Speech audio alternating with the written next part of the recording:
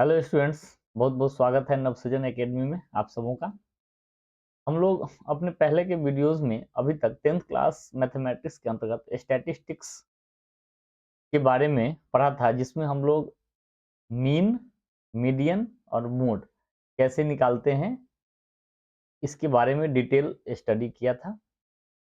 आज का जो वीडियो है उसमें हम लोग in different cases and as per our requirements when we choose to find out mean of a data, when we need to find out median, and when it is better to go with mode. So basically today we are going to study about applicability of mean, median and mode. So let us start from mean. Mean is the most common measures of central tendency because it takes into account all the observations and lies between the extremes. Mean जो है सबसे अधिक प्रचलित और सामान्य तरीका है central tendency को मेजर करने, क्योंकि यह सभी प्रेक्षणों को ध्यान में रख करके सभी प्रेक्षणों को लेते हुए और एक्सट्रीम वैल्यू के मिडिल में एक वैल्यू हमें एक एवरेज वैल्यू देता है। तो mean is the most common measure. दूसरा second thing that it enables us to compare two or more frequency distribution और statistical data। यह दो या दो से अधिक statistical data को कंपैरिजन करने के लिए भी बहुत अधिक उपयुक्त होता है। It is suitable to compare to और मोर फ्रीक्वेंसी डिस्ट्रीब्यूशन और statistical। And what is the negativity with the mean is that कि extreme values in the data affect the mean।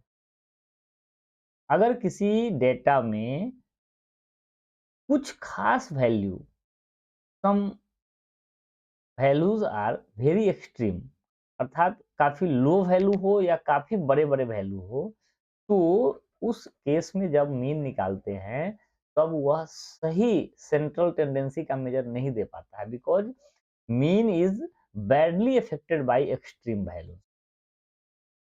तो ये जो है मीन का एक निगेटिविटी है।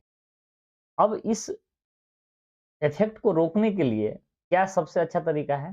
तो अगर कभी भी एक्सट्रीम वैल्यूज हो किसी डेटा में, तब हम लोग उसका सेंट्रल टेंडेंसी के लिए मीडियन जो होता है वो सबसे बेस्ट ऑप्शन होता है। There may be situations where extreme values may be there, so rather than the mean we take the median as a better measure of central।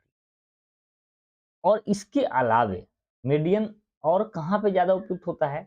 तो whenever individual observations are not important, rather we have to find out a typical observation, like to find out typical productivity of workers, average wage in a country, per capita income of a country।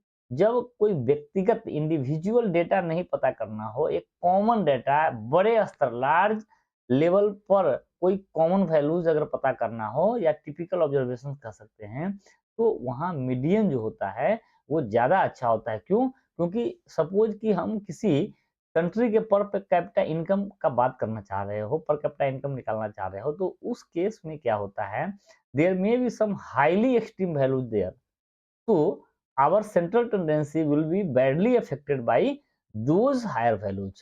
So whenever individual observations are not important and we have to find out a typical observation, or wherever there is a chances to have extreme values in a data, then we opt for median। Now we come to mode। So sometimes we need to find out most popular items, most frequent items from a data। Suppose करें कि there is a shoe manufacturing company, he wants to produce different sizes shoes, then he wants to know that कि which sizes are most consumed in market। क्योंकि generally जो छोटे size हो या जो बड़े साइज हो वो मार्केट में कम कंज्यूम होते हैं, और जो मीडियम साइजेज होते हैं वो ज्यादा कंज्यूम होते हैं। तो wherever most popular consumed item, mostly consumed item पता करना हो, मोस्ट फ्रीक्वेंट ऑप्टेड आइटम पता करना हो, मोस्ट पॉपुलर टीवी शो पता करना हो, तो इस तरह का जो मोस्ट पीपुल के द्वारा यूज किए जाते हैं, मोस्ट पीपुल के द्वारा चॉइस किए जाते हैं, तो इस तरह का अगर कोई डेटा का आंकड़ा या सेंट्रल टेंडेंसी पता करना हो, तब हम लोग उस केस में मोड को ऑप्ट करते हैं. Mode is better in the case whenever we have to find out most popular items, most frequent items from a data. So these are the applicability of mean, median and. Now we are coming to empirical relation between the three measures of central. There is an empirical relation between the three measures of central tendency. It is 3 into median is equal to mode plus 2 into mean. 3 median is equal to mode plus 2 mean. ये जो formula है it was established by Karl Pearson. तो ये formula कब हमारे लिए उपयोगी होता है, जब किसी भी कारण से whenever due to any reason we are unable to find out any one of them, किसी भी कारण से कोई एक डाटा का मीन, मीडियन और मोड अगर निकालना हो, कोई एक हम नहीं निकाल पा रहे हो, तो उस केस में जो दो सेंट्रल टेंडेंसी पता होगा, इस फार्मूले को यूज करके तीसरा सेंट्रल टेंडेंसी हम लोग पता करें. तो ये भी एक फैक्ट है, we should remember this fact also. So this was our today's discussion of the video applicability of mean, median and mode and empirical relation between measures of central tendency, that is mean, median and mode. So thank you for watching and be in touch with this channel. Thank you.